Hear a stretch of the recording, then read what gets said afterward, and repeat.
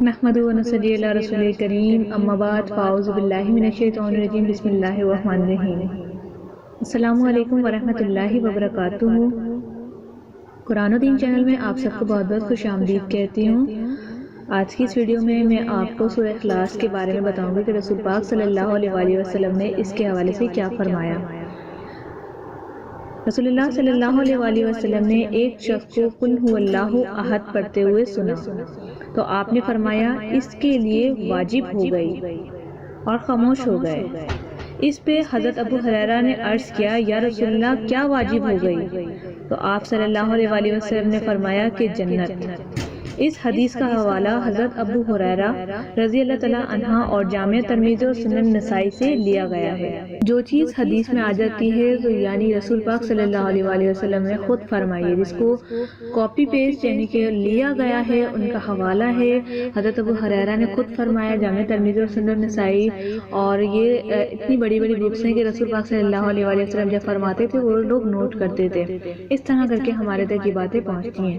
تو جو چیز رسول پاک صلی اللہ علیہ وسلم نے فرما دی وہ ہمارے لیے لازم قرار ہو جاتی ہے۔ جو انہوں نے اپنی زندگی میں کرا وہ ہمارے لیے سنت کہلاتا ہے، یعنی جو رسول پاک نے کام کیا، جو فرمایا وہ ہمارے لیے سنت ہے، وہ ہمیں کرنا ہے۔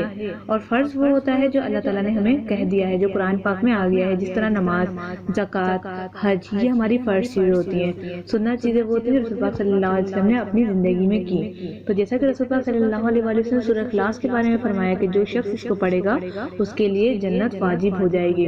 تو سورہ اخلاص بہت ہی چھوٹی سورت ہوتی ہے اور قرآن پاک میں موجود ہے 30ویں سپارے میں۔ اگر ہم اسے روزانہ پڑھ لیا کریں گے، جس وقت ہمیں وقت ملے اور ہم لوگ پڑھنا چاہیں، تو جب ہم اسے روزانہ پڑھیں گے تو کیوں نہ ہماری زندگی ہی بدل جائے گی اور اللہ تعالیٰ ہمارا جنت میں ضرور نام لکھ دے گا۔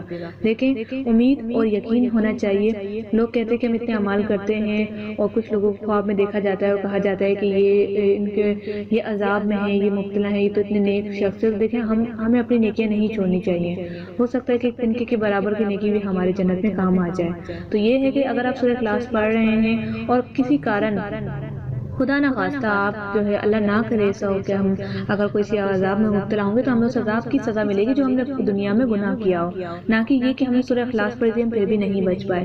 تو ہر عذاب اور ہر مشکل جو ہمارے پہ آتی ہے وہ صرف اللہ تعالیٰ کی طرف سے آتی ہے، ہمارے اپنے اعمالوں کی وجہ سے آتی ہے۔ تو انشاءاللہ تعالیٰ نیکسٹ ویڈیو میں ہم مزید جو ہے بہت اچھی اچھی وظائف اور آیتیں اور اس کے علاوہ جو ہے کچھ ٹاپکس بہت اچھے میں لے کر آنے والی ہوں۔ تو کائنڈلی آپ میرے چینل کو سبسکرائب کر کے بیل آئیکن کو دبا دیں تاکہ آنے والی آپ کو لیٹسٹ ویڈیوز ملتی رہیں۔ تو ملتے ہیں نیکسٹ ویڈیو کے ساتھ اچھی سی بات کے ساتھ۔ اپنا بہت سارا خیال رکھیے گا۔ قرآن و دین چینل کو اجازت دیجیے۔ السلام علیکم ورحمۃ اللہ۔